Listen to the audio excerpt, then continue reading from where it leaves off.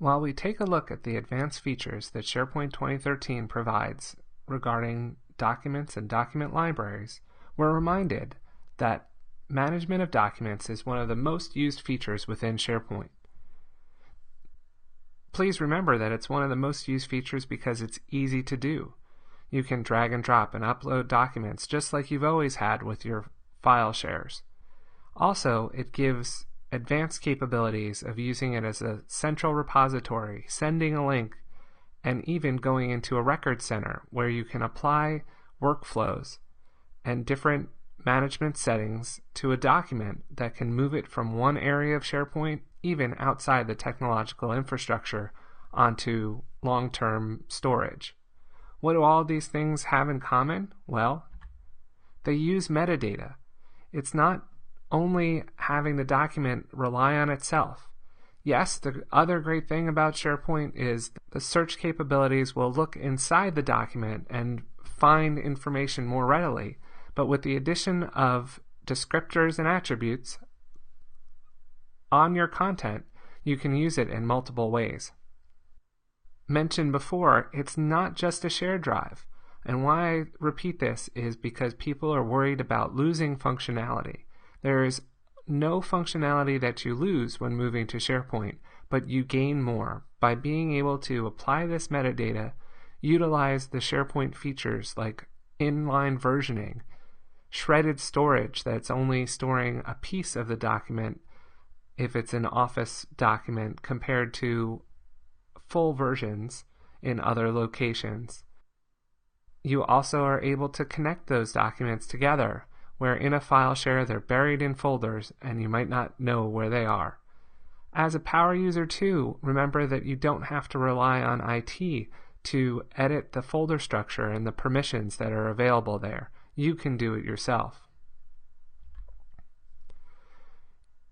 Once a power user fully adopts the usage of documents within the web and SharePoint, you're going to save time because not only are you just moving files into SharePoint, but you'll realize that through Office applications you can create templates and you can create and edit your documents in one place, leaving you no question of where you're going to do your work. Finally, SharePoint 2013 provides a new feature set of document syncing that allows you to save a copy of your document down to your local hard drive. This is something that commercial applications are doing very well, and SharePoint has caught up and provides the ability and mobility to not only have your documents available on your network, but outside your network. Be careful, this is a blessing and a curse because you might have to take consideration of the security when the documents could be in any one location. Let's take a look at a little more detail about creating a library. While creating a library is just a few clicks away, there are many different considerations that you want to take as a power user before you create one.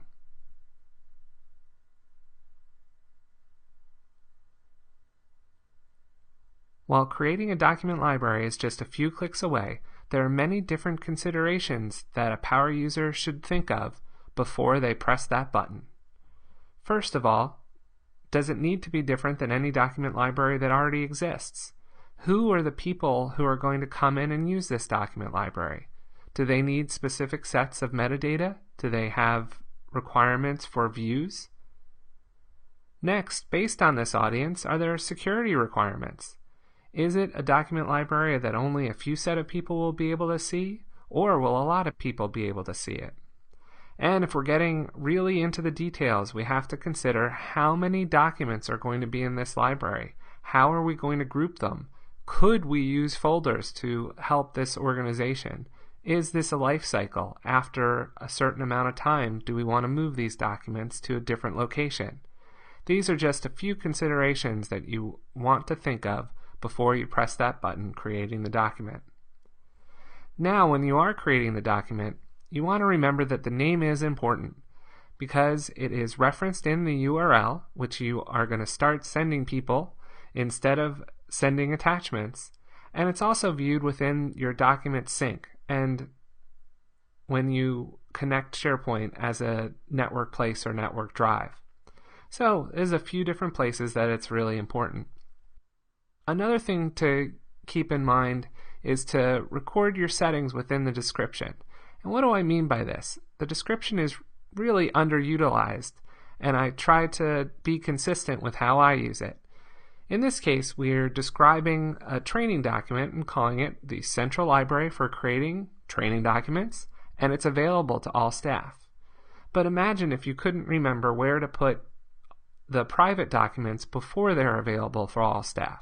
So you could describe a drafts document library and say that it is for the limited editors and no one else outside of that group can see it.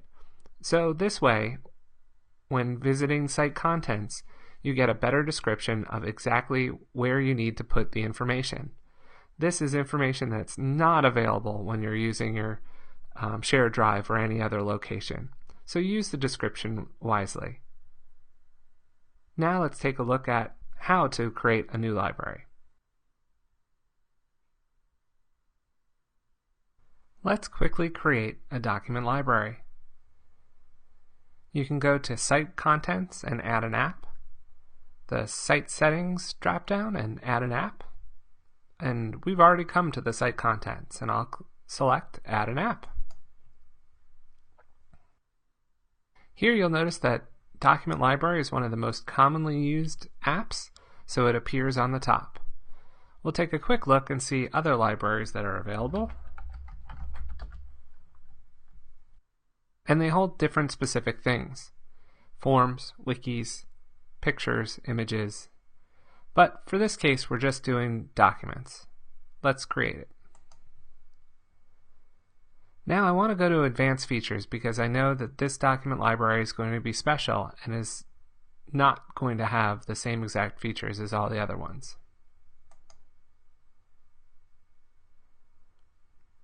Here I can decide the name of the document library, the description, if it does version control, and what the document template will be. I do want version control. I want the name to be trainings.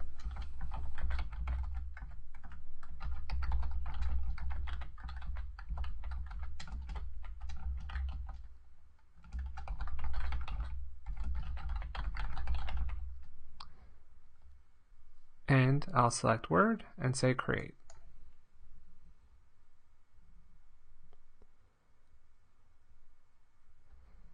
Now I have brand new document library.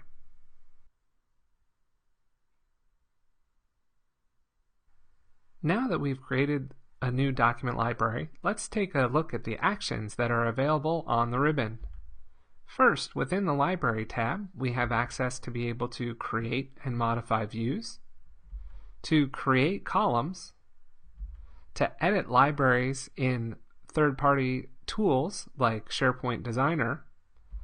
We have access to the library settings, and we have immediate access to workflow settings if you'd like to set a workflow in motion on a single document. Underneath the File tab, we actually have a duplicate of some of the items that are now available to us in the Library tab, but one that is only on the file level is Checkout and In, and access to the direct version history of each document. Alerts is duplicated across both Library and File tabs. Shared and Share With is also duplicated across the Library and Files tab, and this is the new way that SharePoint 2013 allows you to add people directly to the document or document library. And finally, one that is a brand new feature in SharePoint 2013 is the ability to follow a document.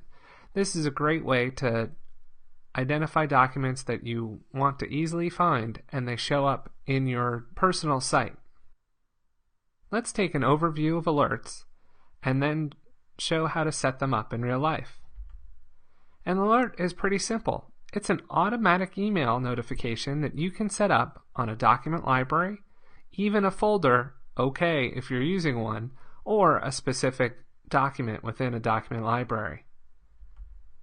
What's really interesting about alerts is that you can centrally manage them within SharePoint or within Outlook. And in truth, it's a lot easier to find the setting, manage rules and alerts within Outlook, and see all of the different alerts that you have available to you. One thing to remember is that you want to name the alert well. You want to say, document library, what's the purpose? And I highly recommend, out of the choices that you have, that you use a daily update and allow yourself to view all the changes that have been seen and made the previous day in one email. Let's take a look at the details. Back at the training library, let's take a look at the different ways we can add alerts. First, let's do it to the library itself. This can be found at the Library tab. Click on Alert Me and select Set an Alert on this library. Here you see that the default title is just the one of the library, which isn't that helpful, especially if you're going to do several alerts on the same library.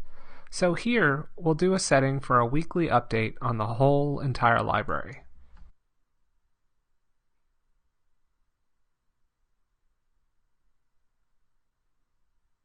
Also, you can choose to send alerts to yourself or send them to other people.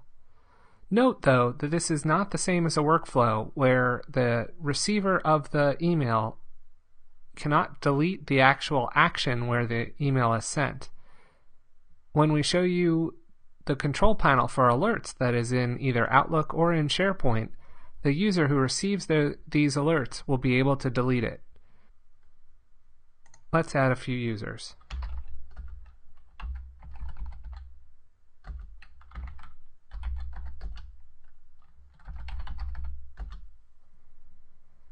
You can see here that you have a choice of different delivery methods, whether by email or text message.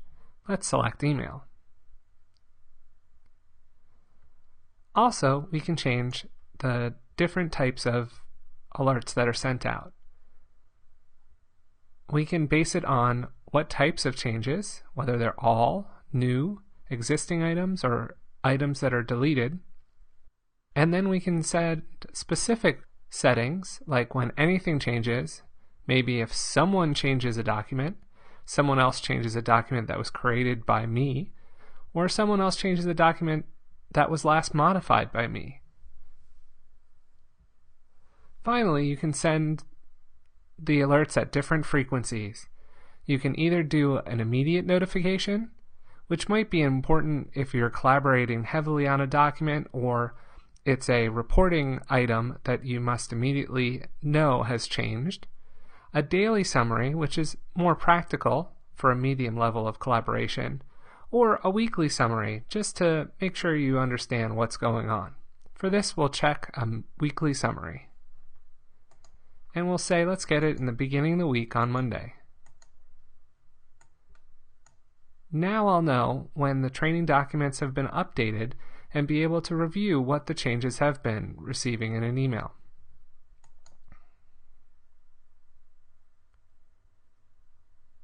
Now that we've set it up for the whole document library, let's take a look at how we would set it up for a specific file.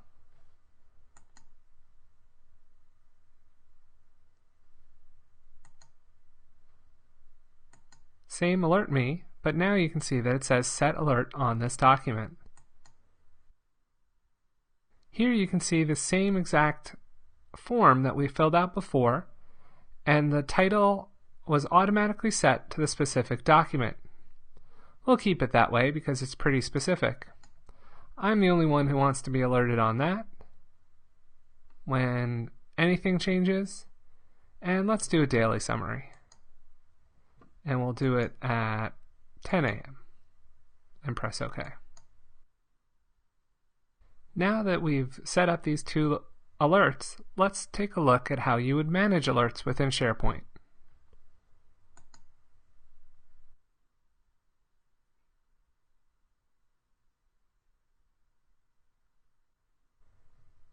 Here you can see all of my alerts and the frequency that they are going to be sent in, and I can easily click on one of these titles and change any of the items. Also, you'll notice that there was a previous alert that I had created for a different document library. So no matter where you create these alerts, you'll be able to manage them from a single location. Alerts are a powerful tool that enables you to stay in touch with the changes that are being made on your documents throughout your entire SharePoint farm.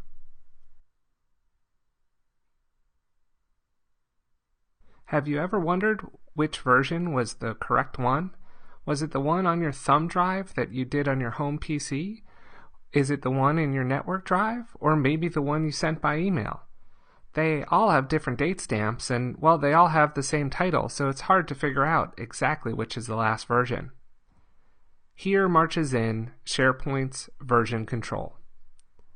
This is a great tool to use as a power user to encourage collaboration on documents. In one place, sending a link, have SharePoint automatically record the versions, and you will know what is the correct version at all times and where to find it. Version control in SharePoint provides a lot of different controls to be able to decide whether you want a higher level person with security called approvers to be able to make sure that the document is up to date and accurate before it is displayed to all of the edit or contributors.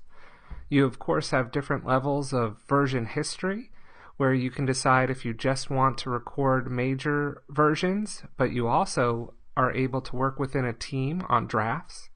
In SharePoint 2013, there's a new feature of being able to identify who can see those drafts, which is a great update from SharePoint 2010. And finally, if you want to require the documents to be checked out and checked back in, this is very important for documents that you want to closely control. On any document where you've gone through and set up these controls, you can check out a document, check it back in, or even discard a checkout. As a power user, you'll have the ability to override another user's checkout.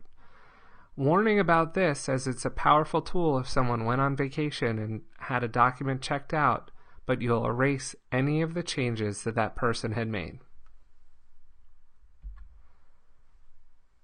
Version control is great because in SharePoint it displays all of the different attributes that have changed, and you can also pass notes.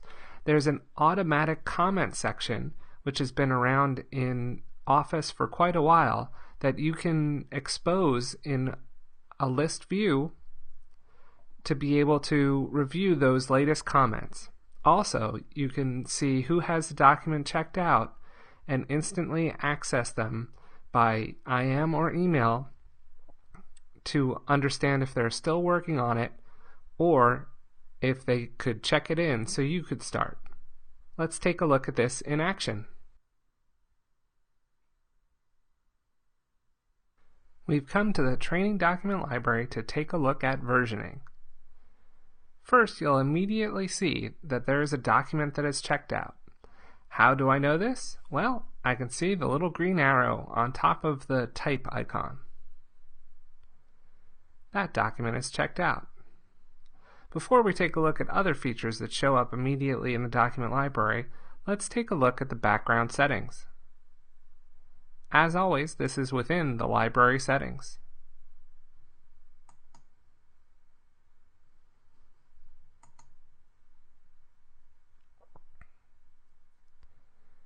Here, Microsoft has done a good job of common language and we'll look under versioning settings. The first setting that you're able to choose is content approval. Most of the time this isn't used. It's used a lot for intranets or even internets when you're working on documents that are being published to the public. It gives you an extra level of control on the publishing of the document of who can see it by requiring the level of approval that you can even have a specific security group called approvers only be able to access. We'll turn it on and take a look at what happens in a minute. The next control is the one that's most commonly used. It's the level of versions that you will use within this document library. You certainly can have no versioning at all, or create major versions, which SharePoint will do automatically. When you do a major save, it will create a version if you haven't done check-in, check-out. Or it will create major and minor versions when you are using check-in, check-out. You can also see that you can manipulate how many major or minor versions you're going to keep. In SharePoint 2013, there is a new feature called Threaded Storage that allows you to only store the difference between the different versions. This is a great thing for those administrators and people trying to save room compared to SharePoint 2010 that saved the whole document for every version. I still only keep about 10 major versions and 20 minor versions, but you can set it however you'd like to.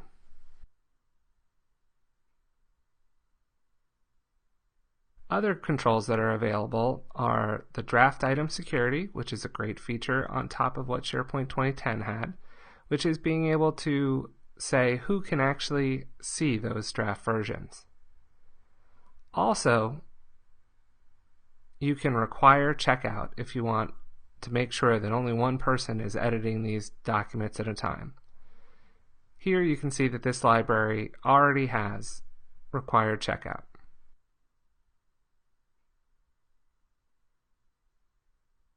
Let's take a look of how this works in the document library.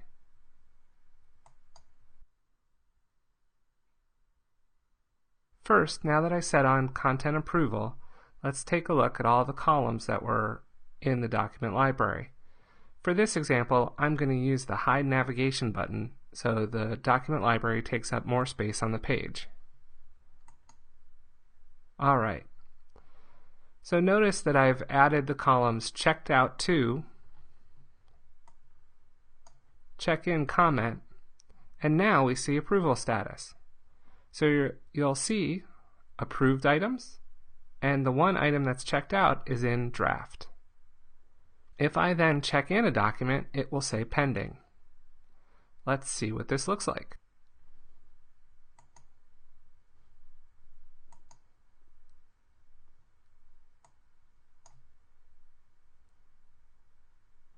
I'm going to check in the major version, and I'll add comments.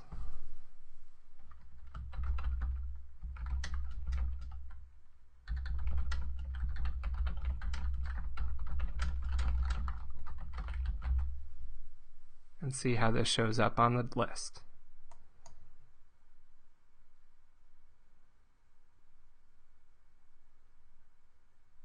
Now you can see my long comment and that the approval status has changed to pending. Up on the ribbon, we'll be able to approve this item.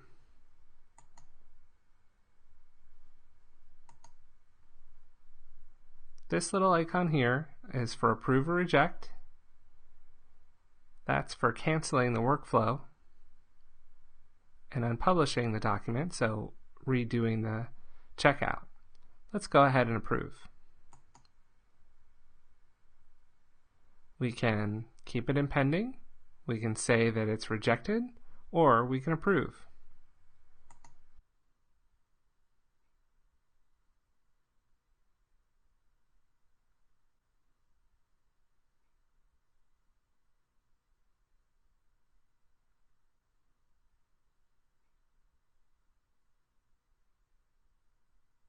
Now let's press OK.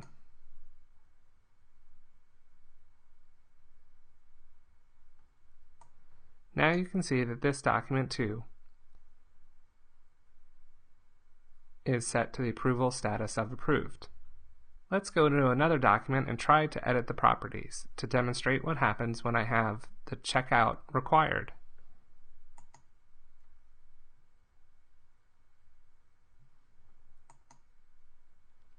Notice that it asks you if you want to check it out. because the checkout is already required. We'll say OK.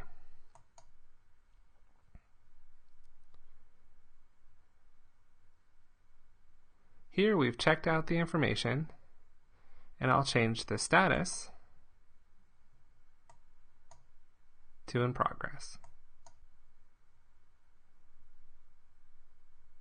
Let's go ahead and check this in. Now I'll go back up to the ribbon and use the check-in up there. We'll do another major version.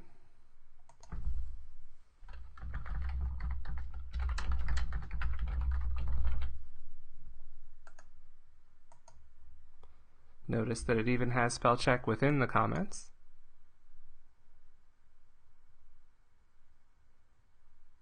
Now I have to go up and approve again.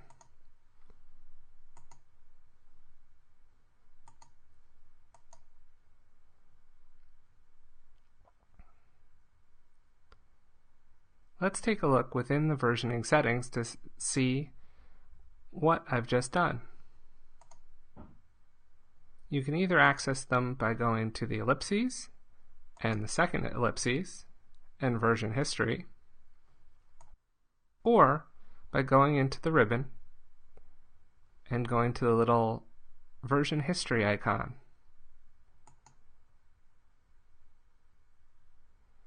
Now you can see all the different versions and see the different properties that were changed at any time. Notice that this is not like Office where you can actually see what was changed within the document, but it is saying the metadata that was changed and the comments that were made. If you did want to view an item, you would click on the date and the document of that version would open up. You also have the ability to restore or delete that version.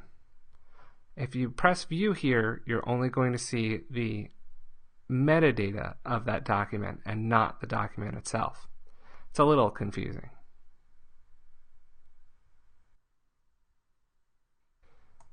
So what we see here is a powerful tool that in one single document library, any change that I make to this library and the different metadata updates that I create will be captured. It will say who it's modified by, what the size change is, record any comments that were made, and at any time I'll be able to go back and look at those different versions. And if I want to, I can use an Office tool to compare the two versions and the content within them.